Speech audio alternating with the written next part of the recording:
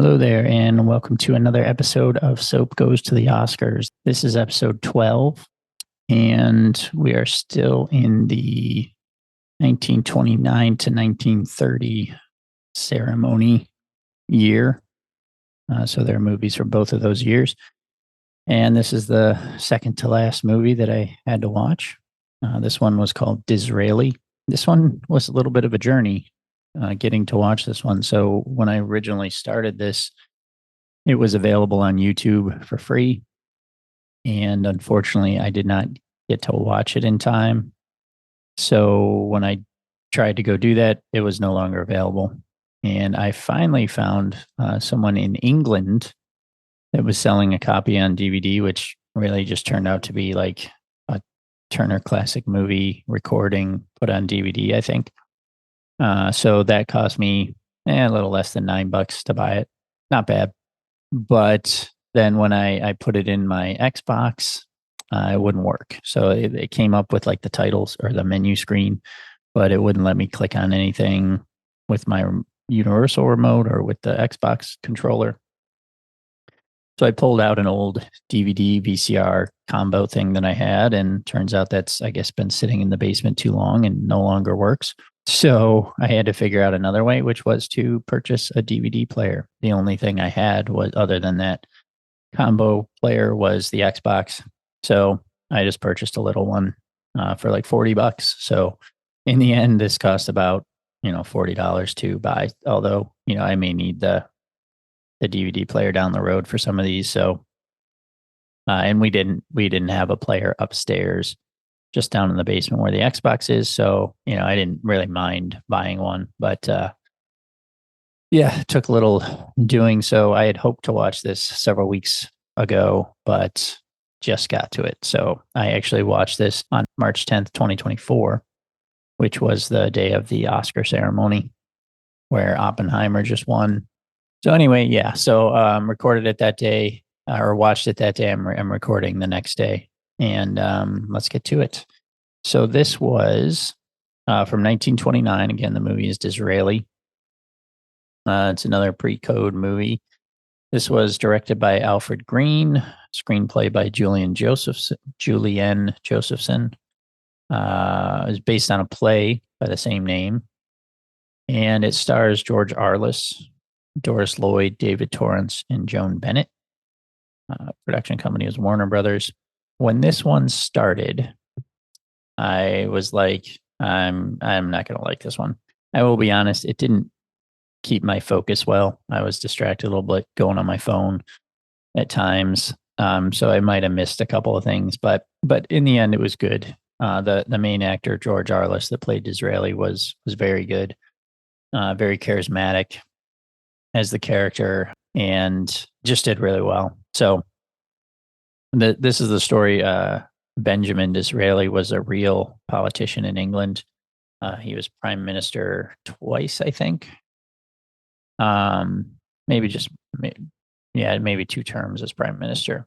He was preceded by William Gladstone and then succeeded by William Gladstone as well. So they had a bit of a rivalry, which was shown a little bit at the start of this, but then they didn't really focus on it. But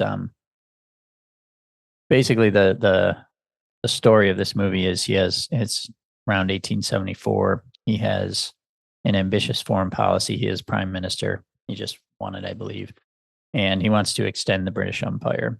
It was voted down by the House of Commons after William Gladstone, his rival there, gave a speech about it.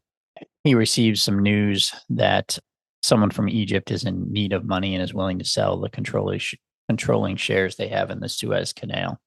The purchase of the canal would secure control of India, but the head of the Bank of England makes it clear to Disraeli that he's vehemently opposed to any such plan. So he summons a guy, Hugh Myers, who is the leading Jewish banker. They do say Jew several times in a way that, wouldn't come across well today. So there's this dude, a younger guy, that proposes to a woman, Lord Charles Deford and Lady Clarissa Pevensey. She's in love with him, but she turns him down. He's wealthy. He has high social standing. but he lacks the ambition she wants in a husband. He just wants to kind of chill. So she also is a great admirer of the prime minister, Disraeli, and Charles has no opinion of him. So he sees promise in this. Disraeli sees promise in this young guy and wants Clarissa to be happy. So he convinces Charles to come work for him, tells him about the canal purchase, but does not tell him about the spies that he has. So from there, I'm not going to go. I'm reading from Wikipedia now. I won't go through the whole thing, but so the whole thing is kind of him trying to get this deal made, and he really was just like I said at the beginning, it was very like British socialite, political, you know, hoity-toity kind of thing, and I was like, I'm just not going to like this. But he was just so good that in the end, it really was entertaining.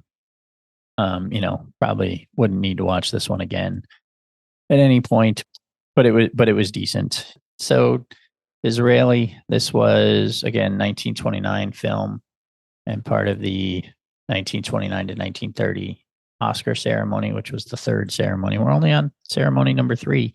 We just had the 96th. So that being said, I do have one more movie.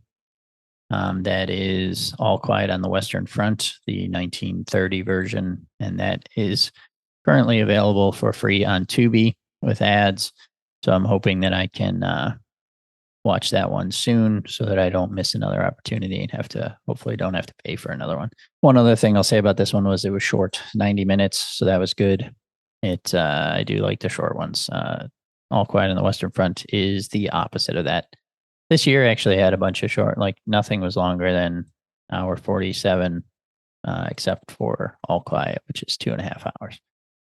So yeah, let's one more and let's finish this year out, this Oscar year out, and then we'll move on to the 1930 to 31 year. This dual, I've mentioned before, but this dual year thing goes up to 1932 to 33.